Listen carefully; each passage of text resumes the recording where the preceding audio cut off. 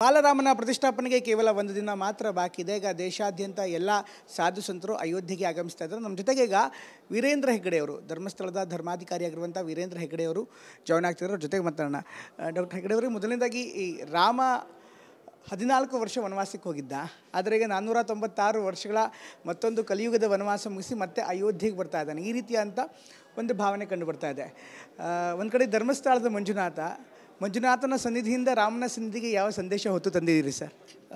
ನಾವು ಸಂದೇಶ ಅಂತಂದರೆ, ಈಗ ನಮ್ಮ ಹಿಂದಿನ ಶೃಂಗೇರಿ ಶ್ರೀಗಳು ಹೇಳ್ತಿದ್ದರು, ವಾಸುದೇವನಿಗೂ ವಾಮದೇವನಿಗೂ ಸುಮದ ವ್ಯತ್ಯಾಸ ಅಂತ.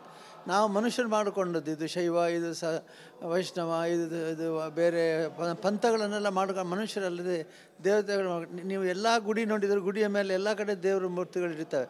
ಬ್ರಹ್ಮನಿಂದ ಹಿಡಿದು ವಿಷ್ಣು ಮಹೇಶ್ವರ ಶಾಖೆ ಎಲ್ಲವೂ ಗುಡಿಯ ಗೋಪುರದಲ್ಲಿ ಇರುತ್ತೆ. ಅದರಿಂದ ಈ ಭೇದಗಳಿಲ್ಲ. ನಾವೀಗ ಸ್ವಾಮಿ ಸ್ಥಳದ ಮಂಜುನಾಥ ಸನ್ನಿಧಿಯಿಂದ ಇಲ್ಲಿಗೆ ಬಂದಿದ್ದೇನೆ. ಇಲ್ಲಿ ರಾಮನ ಸನ್ನಿಧಿಯಲ್ಲಿ ನಾಳೆ ಆಗುವಂಥ ಪ್ರತಿಷ್ಠೆ ನೋಡಲಿಕ್ಕೆ ನಾನು ಬಂದಿದ್ದೇನೆ.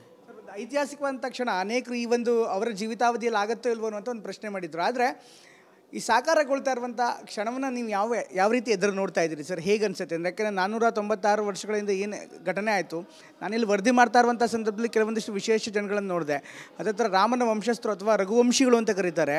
ಹತ್ತತ್ರ 5-10 ತಲೆಮಾರುಗಳಿಂದ ತಲೆಗೆ ಪಗಡಿ ಕಟ್ಕೋತಾ ಇರಲಿಲ್ಲ, ಕಾಲಿಗೆ ಚಪ್ಪಲಿ ಹಾಕೋತಾ ಇರಲಿಲ್ಲ, ಕೊಡೆ ಹಿಡಿತಾ ಇರಲಿಲ್ಲ. ಯಾಕೆಂದರೆ ರಾಮನಿಗೆ ಸೂರಿಲ್ಲ, ನಮಗೆ ಯಾಕೆ ಅಂತ, ಅವನ ವಂಶಸ್ಥರು ಅಂತ ಈ ಥರ ಭಾವನೆ ಇದೆ.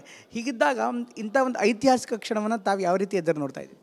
ಅದು ಬಹಳ ಅಂಥ ಭಕ್ತರು ನಮ್ಮ ದೇಶದಲ್ಲಿ ಮಾತ್ರ ಸಾಧ್ಯ.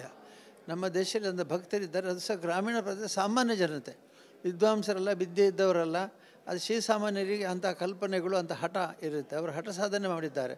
ಅವರ ತಪಸ್ಸಿನ ಫಲವೇ ಈ ರಾಮ ಮಂದಿರ ನಿರ್ಮಾಣ ಮತ್ತು ರಾಮ ಮಂದಿರ ಸಾಕ್ಷಾತ್ಕಾರ. ಈ ತಪಸ್ಸಿಗೆ ನಾನು ನಿಜವಾಗಿ ಮೆಚ್ಚುತ್ತೇನೆ. ಅಂತಹ ತಪಸ್ವಿಗಳು ಭಕ್ತರಿದ್ದಾಗ ಮಾತ್ರ ಭಗವಂತ ನಿಜವಾಗಿ ದೊಡ್ಡವನಾಗ್ತಾನೆ.